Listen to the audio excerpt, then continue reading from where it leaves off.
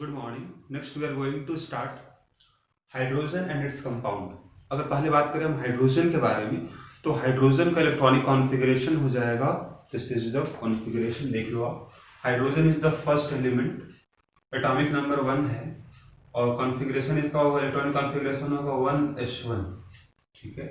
अब इस हाइड्रोजन का 3 आइसोटोप है, तो अगर बात करें हम आइसोटोप ऑफ हाइड्रोजन, तो हाइड्रोजन का 3 आइसोटोप होता है। वह कौन कौन सा है, तो इसको जरा देख लो आप। दिस इज, एक तो हम इसका एक का सिंबल लिखते हैं हम लोग H से, दूसरा होगा D सिंबल होगा, तीसरा T से होगा। H का मतलब आप पहला जो इसका आइसोटोप है उसको बोलोगे आप, दिस इज प्रोटियम।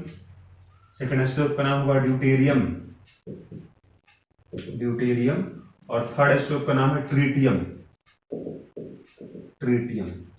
और अगर बात करें एटॉमिक नंबर, तो सबका एटॉमिक नंबर 1 सेम ही होगा। मास नंबर इसका 1, 2 और इसका 3। ठीक है। तो हाइड्रोजन का 3 आइसोटोप है, प्रोटियम, ड्यूटेरियम, ट्रीटियम, और तीनों का एटॉमिक नंबर 1 1 है। मास नंबर में वेरी कर रहा है, 1, 2 और ये 3। ठीक है।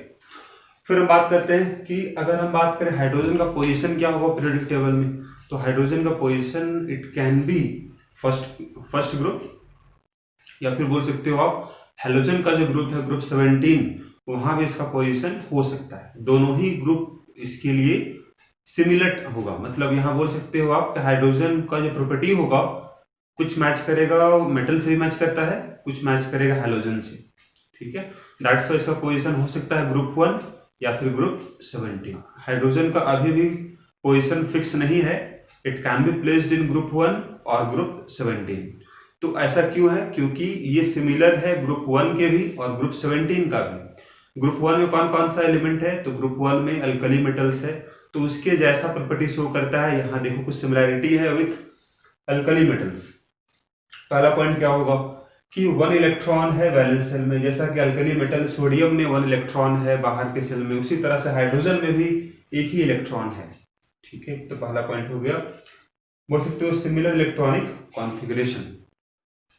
फिर क्या सेकंड पॉइंट है, shows +1 oxidation state in compounds. तो जिस तरह से मेटल्स जो है वो दिखाता है +1 ऑक्सीडेशन स्टेट, इस ग्रुप का मेटल मतलब अल्कली मेटल दिखाता है +1 ऑक्सीडेशन स्टेट, उसी तरह से हाइड्रोजन भी दिखाता है +1 ऑक्सीडेशन स्टेट। एग्जांपल यहाँ देखो, एग्जांपल फॉर एग्जांपल अगर हम बोलते हैं NaCl और बोलते हैं HCl, ये दोनों कंपाउंड में देखो आप, तो यहाँ सोडियम है अल्कली मेटल, ऑक्सीडेशन स्टेट +1, यहाँ हाइड्रोजन है, इसका ऑक्सीडेशन स्टेट कितना होगा, +1 होगा। तो ये पॉइंट था आपके पास। फिर थर्ड पॉइंट यहाँ बोला जा रहा है forms compound with non metals, तो this chlorine is non metal, तो दोनों ही कंपाउंड बना रहा है। फिर नेक्स्ट पॉइंट होगा फॉर्म्स कंपाउंड विथ हैलोजेंस, तो सेम ही पॉइंट है। फिर क्या है, नेक्स्ट पॉइंट क्या है, रिड्यूसिंग नेचर, मतलब यहाँ बोल सकते हो कि अल्कली मेटल जिस तरह से काम करता है रिड्यूसिंग एजेंट की तरह, उसी तरह से हाइड्रोजन भी काम करता है रिड्यूसिंग एजेंट की तरह। रिएक्शन आपको मिलेगा आगे। यहाँ देखो हम फिर क्या बोले आपको कि इसका प्रॉपर्टी मैच करता है हैलोजन से भी, इसीलिए यहाँ देखो यहाँ व्हाट आर द पॉइंट्स जिसमें वो सिमिलर है। तो बोल सकते हो gaining of an electron gives a stable electronic configuration. जिस तरह से हैलोजेंस के पास 7 इलेक्ट्रॉन होता है वैलेंस शेल में, एक इलेक्ट्रॉन अगर गेन करेगा तो बाहर में 8 हो जाएगा, मतलब वो स्टेबल कॉन्फ़िगरेशन मिल जाएगा उसको। उसी तरह से हाइड्रोजन के बाहर में 1 इलेक्ट्रॉन है, एक अगर वो गेन करेगा तो 2 हो जाएगा, that will be similar to noble gas helium. तो वो भी क्या है आपका स्टेबल इलेक्ट्रॉनिक कॉन्फ़िगरेशन है पहला सेल में। तो gaining of an electron gives stable electronic configuration, तो ये प्रॉपर्टी दोनों में मैच करता है।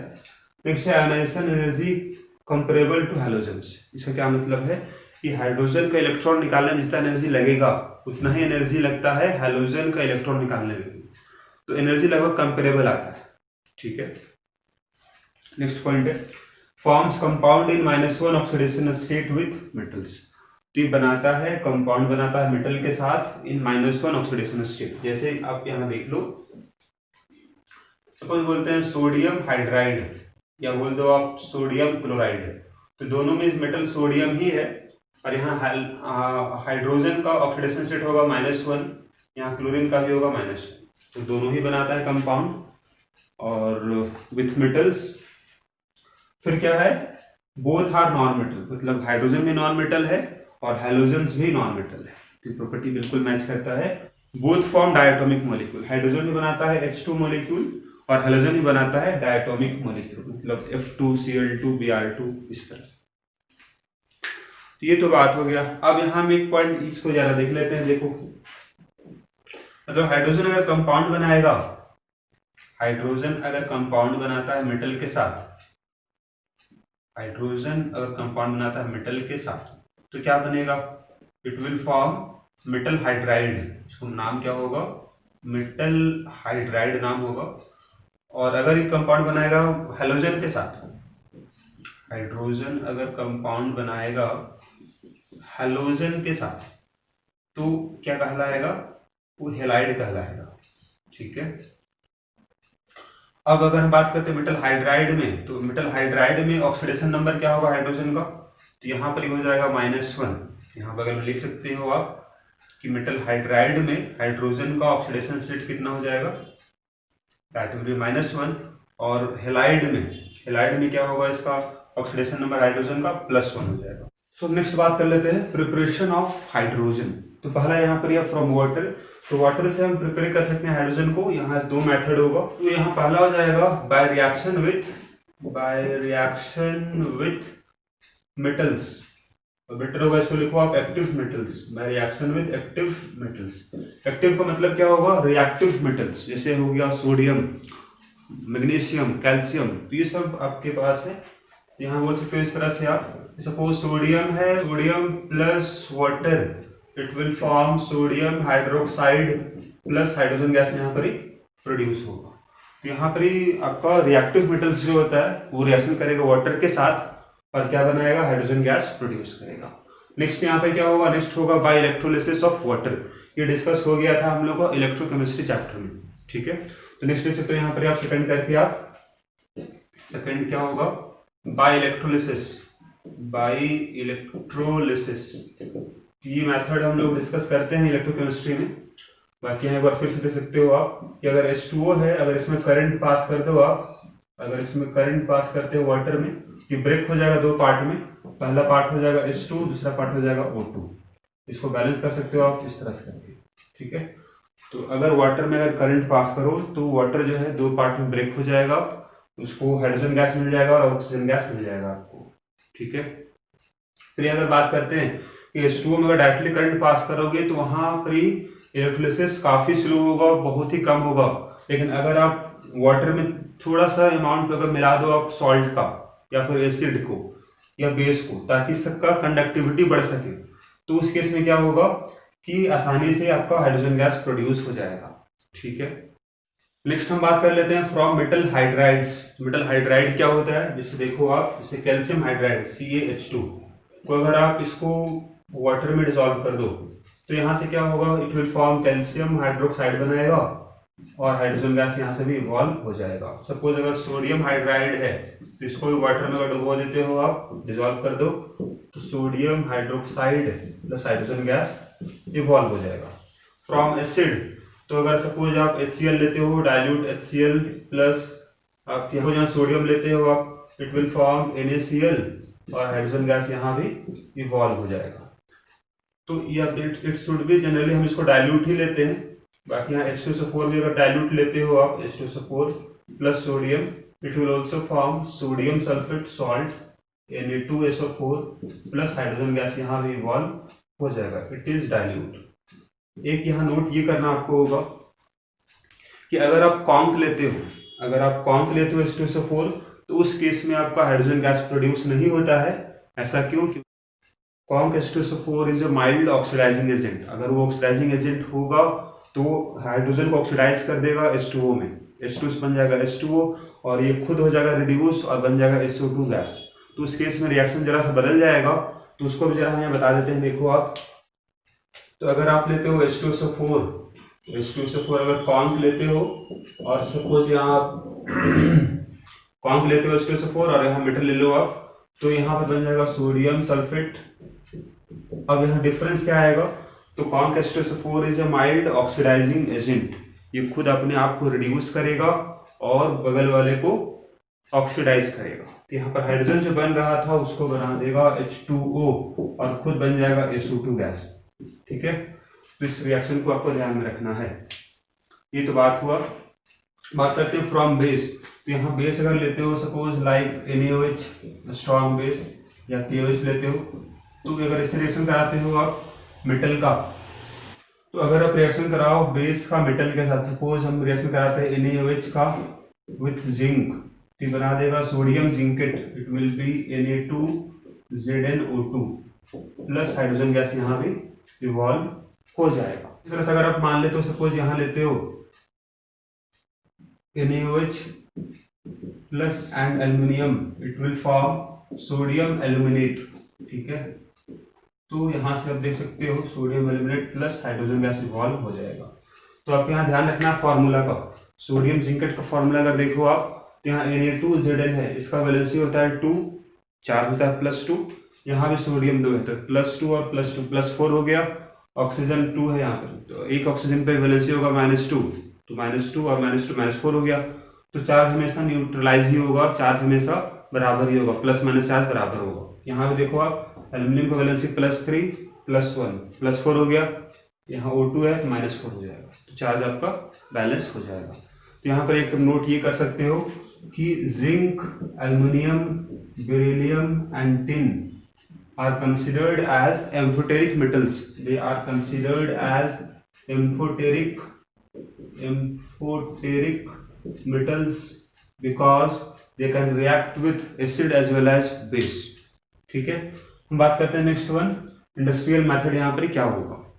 तो अगर हम बात करते हैं यहाँ पर कि how we can prepare hydrogen gas in industry, economical भी उसके लिए होना चाहिए आपके पास। तो यहाँ पर प्रोसेस ये है कि स्टीम को आप पास कर दो, we pass steam, this is steam, steam को आप पास कर दो कार्बन से, तो यहाँ पर क्या हो जाएगा, it will form CO plus H2 gas, तो हाइड्रोजन गैस यहाँ पर प्रोड्यूस होगा। और दोनों अगर आप एक साथ अगर देखो तो H2 और CO गैस का जो मिक्सचर होगा, which is known as, this is known as water gas, इसको कहते हैं हम लोग वाटर गैस, और it is also known as syn gas, it is also known as syngas, because with the help of this mixture we can prepare different compounds, that's why it is known as synthesis gas or syngas। Next हम बात करते हैं properties of hydrogen. इसमें पहला point होगा bond order. तो hydrogen का bond order कितना है, 1 है, मतलब इसमें सिंगल बॉन्ड होता है इस डायटोमिक मॉलिक्यूल में। नेक्स्ट बात करते हैं bond energy is highest of any single bond, मतलब अगर हाइड्रोजन में यहाँ सिंगल बॉन्ड है तो इसी तरह अगर कहीं भी सिंगल बॉन्ड देखो आप, तो उसमें से सबसे ज्यादा बॉन्ड एनर्जी हाइड्रोजन का ही होगा। Next point, hydrogen is less reactive क्योंकि इसका बॉन्ड एनर्जी ज्यादा है।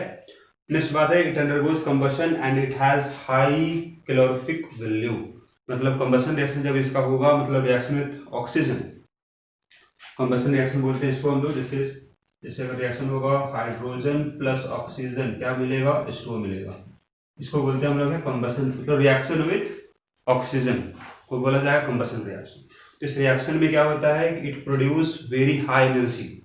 What is the meaning of high calorific value, इसका मतलब होता है it will produce more energy पर ग्राम ऑफ हाइड्रोजन। अगर आप 1 ग्राम हाइड्रोजन कंबशन करो तो उसमें ज्यादा एनर्जी रिलीज होता है, that means high calorific value. फिर बात करते हैं हम लोग hydrogen has 2 electron with opposite spin, ये बात भी हम लोग डिस्कस कर चुके होते हैं बॉन्डिंग में। यहाँ जो 2 इलेक्ट्रॉन है बॉन्डिंग में, उस दोनों इलेक्ट्रॉन के स्पिन क्या होगा, अपोजिट होगा, इसलिए यहाँ पर पॉइंट लिखा गया है कि hydrogen has 2 electron with opposite spin. फिर हम बात करते हैं कि हाइड्रोजन को हम डिवाइड करते हैं, 2 तरह का हाइड्रोजन पाया जाएगा आपको, ऑर्थो हाइड्रोजन एंड पारा hydrogen, depending on nuclear spin. तो न्यूक्लियर स्पिन अगर सेम होगा तो उसको बोलेंगे हम ऑर्थो हाइड्रोजन, अगर न्यूक्लियर स्पिन अपोजिट है तो उसको बोलते हैं पारा hydrogen. What is the meaning of nuclear spin, का मतलब होता है प्रोटॉन का स्पिन होना, प्रोटॉन, तो प्रोटॉन का स्पिन मतलब प्रोटॉन का डायरेक्शन अगर स्पिन सेम है तो उसको कहलाएगा ऑर्थो हाइड्रोजन, और अगर स्पिन अपोजिट है तो कहलाएगा पारा हाइड्रोजन। अब चूंकि यहाँ पर देख सकते हो आप कि ऑर्थो हाइड्रोजन जो होता है उसका मोर एनर्जी होता है और पारा वाले का लेस एनर्जी होता है, ठीक है। फिर यहाँ पे एक पॉइंट है, तो अब यहाँ देखो सिंपल सा, ऑर्थो और पारा में, ऑर्थो पारा में डिफरेंस केवल कहाँ पर ही होगा, केवल डिफरेंस होगा स्पिन ऑफ प्रोटॉन पर, ठीक है। बाकी इसमें दोनों में ही 2-2 इलेक्ट्रॉन है और अपोजिट स्पिन का है, तो दोनों को बोलोगे केमिकल प्रॉपर्टीज सेम होगा बट फिजिकल प्रॉपर्टीज डिफरेंट होता है। यहाँ देख सकते हो they differ in thermal conductivity, मतलब this is a physical property and specific heat. लेकिन केमिकल प्रॉपर्टीज क्या होता है उसका सेम होता है because they have same 2 electrons. और फिर रिएक्शन केवल कहाँ पर ही हो रहा है, केमिकल रिएक्शन का मतलब ही क्या होगा, रिएक्शन में पार्टिसिपेट कौन करेगा, तो इलेक्ट्रॉन पार्टिसिपेट करेगा, बॉन्ड ब्रेक होगा, नया बॉन्ड बनेगा। ठीक है, नेक्स्ट देख लेते हैं हम लोग है केमिकल प्रॉपर्टीज ऑफ हाइड्रोजन। तो पहला इसमें रिएक्शन होगा कंबशन रिएक्शन, अभी बताए थे आपको हम कि हाइड्रोजन जो है, hydrogen will react with oxygen to produce H2O और साथ में हीट प्रोड्यूस करेगा, this is known as combustion reaction. Next है पर रिएक्शन विथ मेटल्स। तो यहाँ पर मेटल का मतलब है कि आप कैल्शियम अगर लेते हो plus hydrogen, it will form calcium hydride. इसी तरह से अगर हम बात करते हैं सोडियम का, sodium plus hydrogen it will form sodium hydride. Suppose barium लेते हैं, barium plus hydrogen it will form barium hydride. ठीक है, तो ये जो हाइड्राइड बन रहा है यहाँ पर, this hydrides are used as source of hydrogen, क्योंकि ये जो आपके पास यहाँ बन रहा होगा इट विल बी इन, यहाँ जो बन रहा है it will be in solid state और ये गैस फॉर्म में था। तो हाइड्रोजन को अगर आपको ट्रांसपोर्ट करना है तो ज्यादा आसान क्या होगा, उसको कन्वर्ट कर दो आप हाइड्राइड में। ये मेटल मतलब ये आपके पास सॉलिड फॉर्म में रहेगा और इसको आप ट्रांसपोर्ट कर सकते हो कहीं भी आसानी से। और फिर जहां आपको जरूरत होगा हाइड्रोजन का, इसको आप डिसॉल्व कर देना वाटर में। पीछे बताए थे आपको हम, अगर इसको डिसॉल्व कर दोगे हाइड्राइड को आप वाटर में, तो वहां हाइड्रोजन गैस प्रोड्यूस हो जाएगा। That's why they are used as source of hydrogen. ठीक है, फिर हम बात करते हैं यहाँ जो मेटल्स होगा, ये मेटल्स कौन सा होगा, they can be alkali metals और अल्कलाइन अर्थ मेटल्स। ठीक है, तो यहाँ रिएक्शन कर जाता है, जरा सा यहाँ पर हीट करना पड़ेगा तो ये रिएक्शन हो जाएगा। ठीक है, सोडियम हाईली रिएक्टिव है, हीट करोगे तो रिएक्शन फास्ट होगा, जल्दी हो जाएगा। नेक्स्ट है रिएक्शन विथ नॉन मेटल्स। जैसे अगर हम बात करते हैं हाइड्रोजन का रिएक्शन हो नॉन मेटल के साथ, तो यहाँ पर क्या बनेगा, NH3 गैस बन जाता है। इसको बैलेंस करोगे तो यहाँ 2 आएगा, यहाँ आ जाएगा 3। तो this is known as Haber process, मतलब अगर आप यहाँ फॉर्मेशन करते हो अमोनिया गैस का, this reaction this process is known as Haber process. इसको बोलते क्या हम लोग हैं, this is known as Haber process. ठीक है, इसी प्रोसेस से हम लोग इंडस्ट्री में अमोनिया गैस का प्रोडक्शन किया जाता है।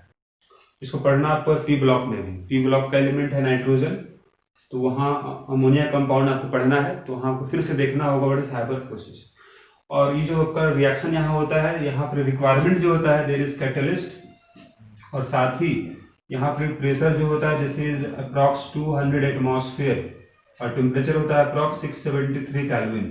तो आप देख सकते हो यहाँ पर ही प्रेशर, यहाँ पर हाई प्रेशर लग रहा है आपको इस रिएक्शन के लिए, और टेम्परेचर भी 673 केल्विन है।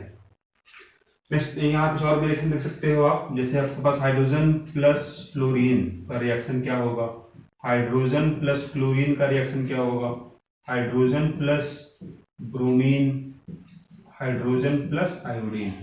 तो अगर फ्लोरीन रिएक्शन कराते हो तो it will form twice of HF, twice of HCl, twice of HBr, twice of HI। अब तो चारों में क्या डिफरेंस है जरा इसको देखो आप।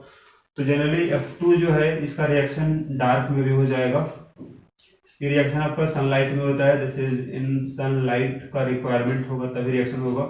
इसको आपको हीट करना पड़ेगा जरा, तभी रिएक्शन हो पाएगा, मतलब सनलाइट में रिएक्शन नहीं होगा। फिर बात करते हैं नीचे वाले को, तो नीचे वाले को आपको हीट भी करना होगा और साथ में आपको कैटलिस्ट भी देना होगा, तभी रिएक्शन होता है। साथ में रिएक्शन रिवर्सिबल होता है, बैकवर्ड रिएक्शन भी इसका होता है। तो ये कुछ डिफरेंसेस है, यहाँ देख सकते हो चारों में आपका, मतलब रिएक्टिविटी अगर बात करें हैलोजन का, नीचे घट रहा है। सबसे ज्यादा रिएक्टिव हैलोजन कौन है, फ्लोरीन यहाँ पे है, क्योंकि वो डार्क में रिएक्शन कर जा रहा है। फिर क्लोरीन है, उससे कम रिएक्टिव ब्रोमीन है, उससे भी कम रिएक्टिव आयोडीन है। फिर बात करते हैं रिड्यूसिंग नेचर का, तो पीछे हम बताए भी थे आपको कि हाइड्रोजन शो करता है रिड्यूसिंग नेचर, रिड्यूस कर देता है। तो यहाँ देखो आप, सपोज जिंक ऑक्साइड लिए हो आप प्लस हाइड्रोजन, तो इसको आसानी से रिड्यूस कर देता है और बनाता है जिंक, और ये बन जाएगा H2। ठीक है, अगर कॉपर ऑक्साइड है तो इसको भी रिड्यूस कर देता है, बनाता है कॉपर प्लस H2O। ठीक है, नेक्स्ट है कुछ रिएक्शन यहाँ दिया गया, इसको आपको कंप्लीट करना है, बताना है क्या यहाँ बन जाएगा।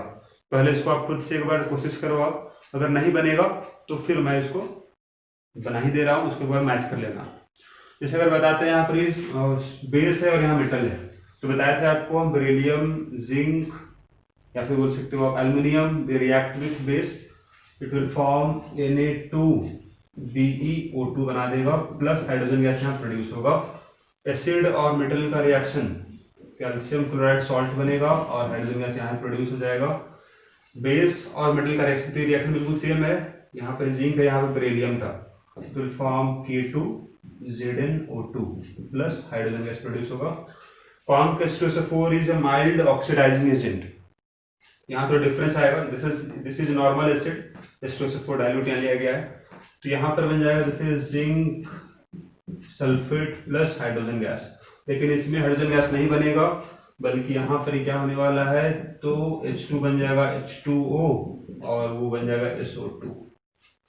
डाइल्यूट H2SO4 है, कॉपर चूंकि रिएक्टिविटी सीरीज में नीचे है, हाइड्रोजन के भी नीचे होगा, तो डाइल्यूट अगर H2SO4 है तो यहाँ रिएक्शन नहीं कर पाएगा। कॉपर इज लिस्ट बहुत ही कम रिएक्टिव मेटल है, तो ये बन जाएगा कॉपर सल्फेट जो बनेगा प्लस हाइड्रोजन, ये रिएक्शन पॉसिबल यहाँ पर नहीं है। ठीक है,